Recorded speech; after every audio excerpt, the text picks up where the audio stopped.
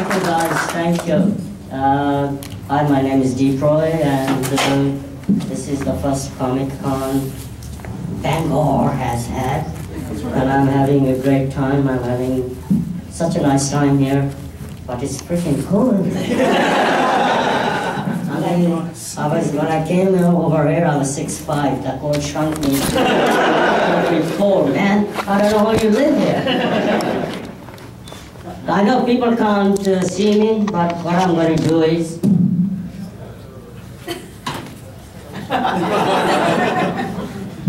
Is that better? There you go. You see? I'm warming up. It's enough, shut up. All right, any questions? Yes, sir. What was it like working with Tim Burton? I knew you were going to ask me that question. He is an amazing, amazing director who's got a vision. I've done 4 movies with him. And the first one was Planet of the Apes. And he didn't want to work with kids. Actually, Rick Baker introduced me to him, and I played a couple of apes in the movie. And then he called me. I did Big Fish with him. And we were shooting that in Montgomery in Alabama. And I was there for about a month, even 6 weeks. It's boring. And one day Tim came and knocked at my door in the hotel. He said, "You're wide awake, sir." So we went out because he loves bowling. And he said, "We're going to go bowling." And sooner or later, everybody knew the press was there.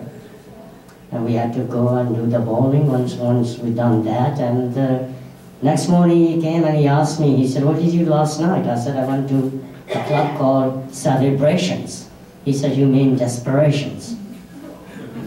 I said, "No, it's okay." So he called me for Charlie. He said, "You'll be playing 4 Oompa Loompas." 4 turned out to be 165, that did individually. Because they wanted to hire people of my size, but nobody was in proportion, so they can wear my mask and they dance with me, 7 of them. Then they brought in the kids. They're all professional dancers. And I said, "This is not going to work." And he said, "Why?" I said, "Because you put the mask, my mask, onto them. They're going to look at the marks. They won't hit the marks. And second of all, you got to send them to school, and you got only 4 hours to shoot with them." So that's what happened. And I said, "I'll do it myself." And he gave me a big high five. He said, "I like that." He said, "Well, we've got to do a camera test. I want to make sure you can keep a distance between you and you." So I said, "Pick up a song not in the script." So I chose a song, Tom Jones song. It's not unusual to have fun with anyone. So I was going to stand there because, well, I think I'm okay. So I chose that song. I kept my distance, going this way, going that way. So did that, and everyone turned out to be good. And Charlie was a successful movie. And then he asked me to do the voiceover for Corpse Bride, which I did. So that's 4 movies with Tim Burton. Yes, sir. What horror stories do you have to share? Like, out of all the costumes you've ever worn, what was the one you hated the most, or was the most painful to walk around in? I wouldn't say hate, I disliked it. You know, it was hot, bothers you, you know, and Droopy McCall in Star Wars, could hardly see. Star Trek, it's uncomfortable, but it's very difficult, you know, to make, when you're especially in a costume, you've got to work doubly hard, so it'll make it live, your performance. So Yeah, that's about it, and plus planner of the 8, 4 hours to make up, half an hour to get out of it, go to work 1 in the morning, come home at 8 at night. So there you go. Yes, ma'am. What was your favorite movie, Ian? They're all good. Yeah, they're all good, but since you asked me, I thought Charlie was most rewarding because it was hard work, the hardest movie I've done physically and mentally. And I'm not a professional dancer, but I managed to. And one thing I learned from Charlie was the dancers count. They go 5, 6, 7. So I stood like a lump of coal. She said, why don't you move? I said, I thought you were going to say action when we were rehearsing. She said, no, it goes 5, 6, 7 and you go. So I said, okay. So Charlie was it probably, yes. Yes, sir. What was it like working on Eastbound and Down? Oh, I love that.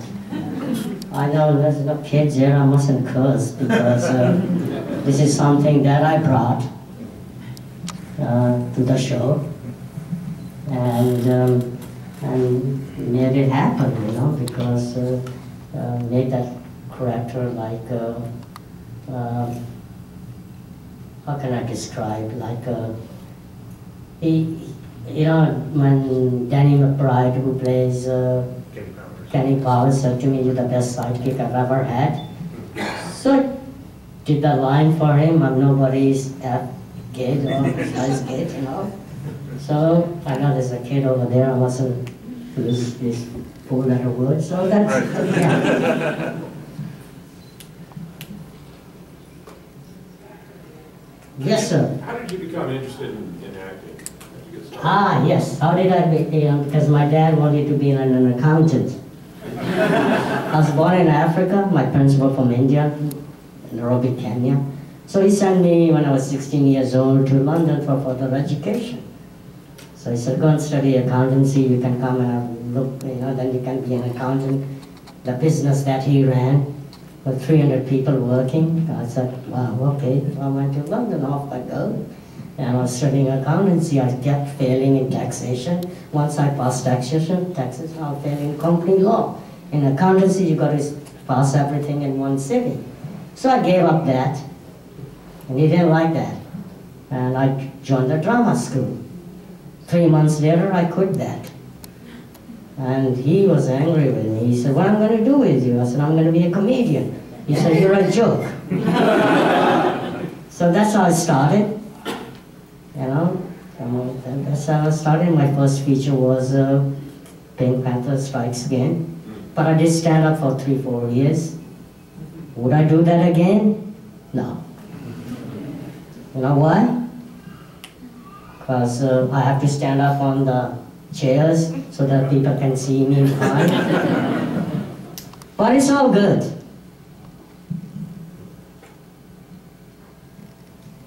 Yes, sir. What was it like working on the set of a Never-Ending Story?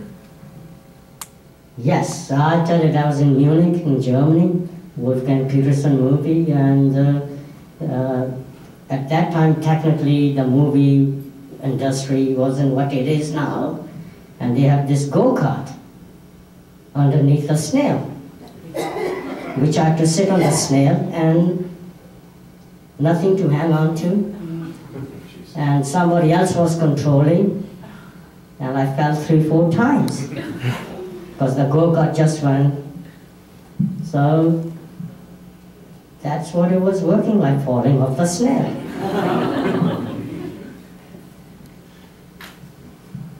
What do you find most rewarding about acting? Just generally. What's most rewarding about acting? When everything comes together, like Charlie. I worked so hard on it. Each song took 1 month to rehearse, 1 month to film it. Worked for 6 months on it. Not only that, used to get up at 4 in the morning, finish up 8 at night for 6 months. They had a Pilates teacher, they had a private trainer, they put me on a proper diet, so they don't want me to go that way. I know I can't go that way.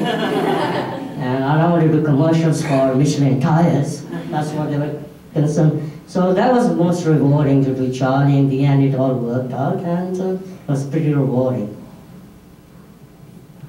What do you think was the weirdest role you had to do? The weirdest? They all are weird. No, I'm just kidding. The weirdest one was, Droopy McCall. I thought, I can't see. It's hot. And I feel fat, sweaty. But it was, in the end, it turned out all good. Didn't know it was going to be that successful, Star Wars, but it did. Over there at the back. What is the favorite project you've ever worked on? Like, what was your favorite one? I did a movie called Roots of Evil. It was a small budget movie for a small guy. That was excellent. The reason because I played a mafia boss, and to me, you know, being a wise guy, you know, go and get him, you know, go and pinch him, you know, that's the language you use, you know, and that was it, yeah. Yeah. What was your most intimidating role that you ever done in your career? What was that? Yeah, which is your most intimidating role that you ever done? Intimidating. Oh man, intimidating. I would say Roots of Evil, where I played a mafia boss. Evil. Then I did another one, Alien from LA, that was shot in South Africa with Kathy Ireland, where I played Mambino, boss of bosses. Yeah. Yes, sir. I'm sorry, my first question was so negative. I'm just wondering. No, it's not negativity. You know, there's nothing negative. It's the word. It's the choice of words that one uses. You know, I mean, that's, you know, and there's nothing wrong with that. You know, it's a word of, you know, word of choice. Well, I was just wondering, what's Tim Burton like to work with? Like I said, he's a good friend. You know, I've done 4 movies with him. He is amazing. He's got a vision. He's the only director that does animation and features, and he does it all at the same time. Unbelievable. He said to me he's not going to do it again, and he keeps doing it. 2 movies together. Come on, give me a break. I can't do even one. So that's about Tim, and that guy's amazing. He's a great illustrator. He draws. He's got his own art. He's got an art show that I went to in Tokyo. Amazing, amazing, amazing person. And a terrific, terrific good friend. He's very talented. Of course he is, you know. Duh. Yeah.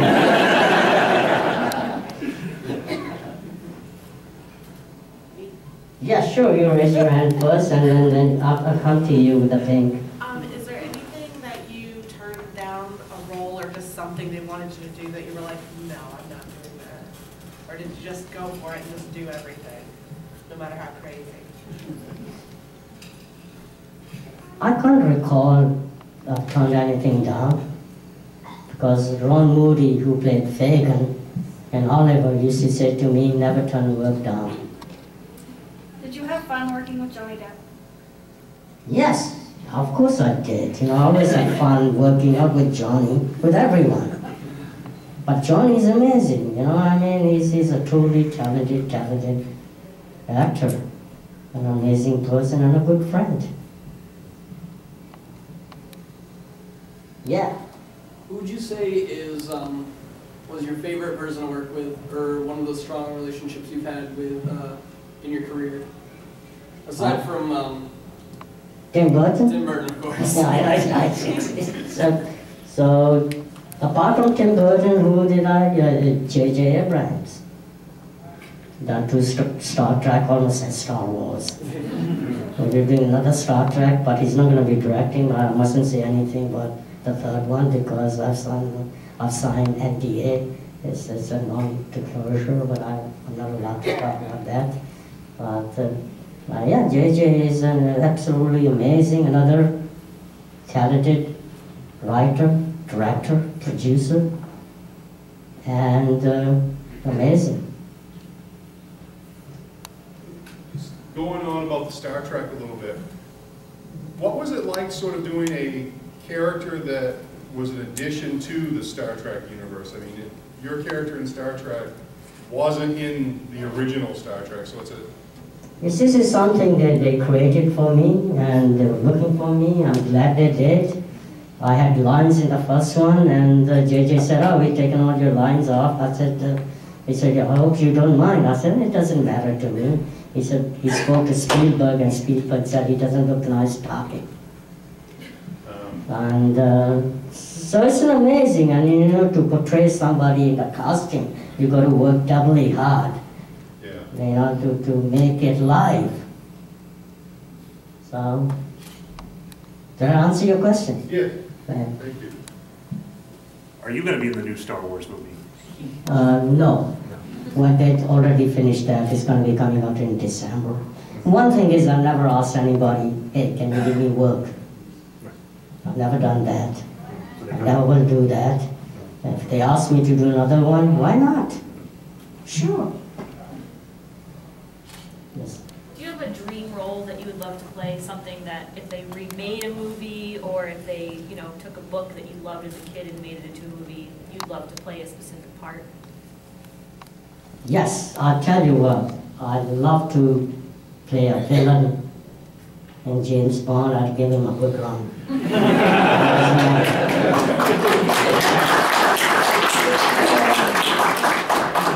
Yeah, and there's some things that I'm developing.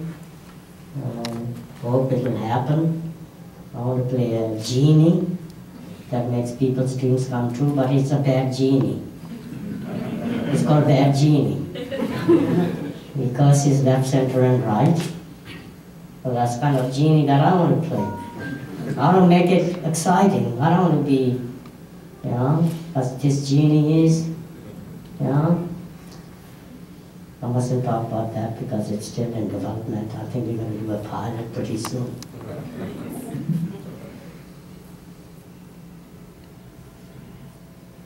Yes, ma'am. Are you working on any projects right now? We're going to do 3rd Star Trek in July in Vancouver and Dubai. So that's in the middle of July. Yeah.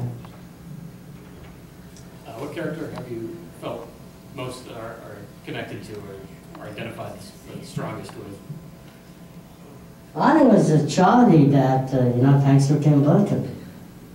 It's not one, but there were thousands of them, of me. And Tim said to me, "How does that feel to see yourself?" I said, "It's a bit weird." And he always used to say to me, "How many in your family today?"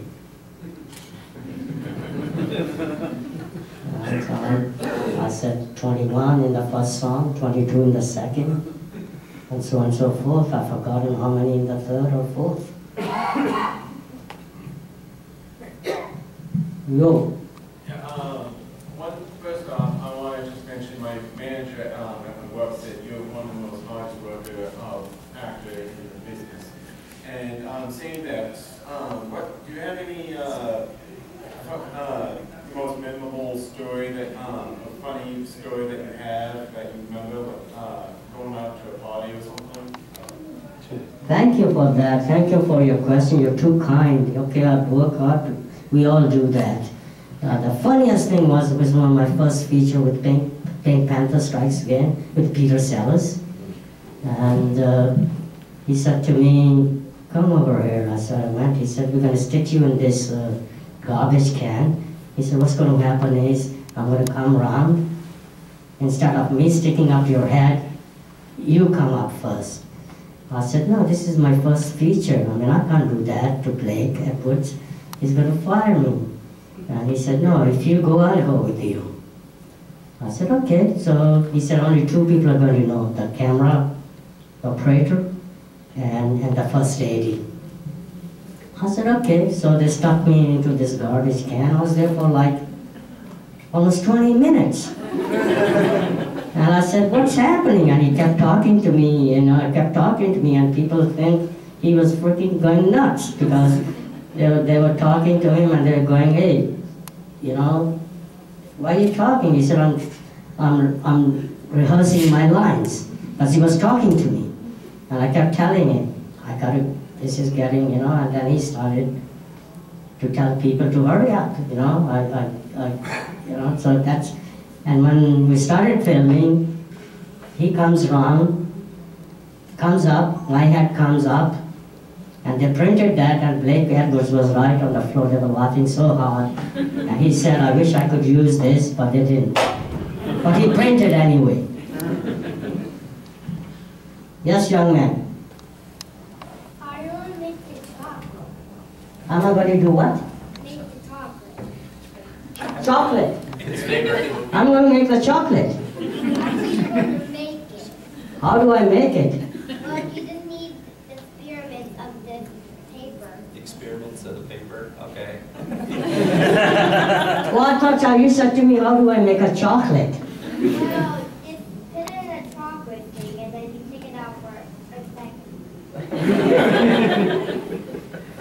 Come over here. Come and stand here. I don't want you to fall, okay?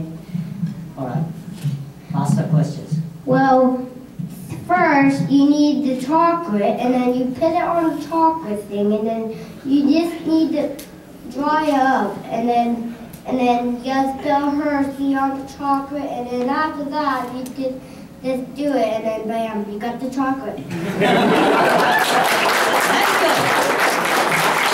Whoa. I don't want you to fall. Thank you, Willy Wonka.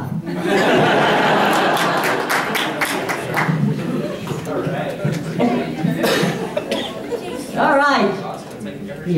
We got the last 2 minutes and fire the questions before I disappear. Yes, ma'am. Who would you say has been like most influential to you in your work? Influence on my,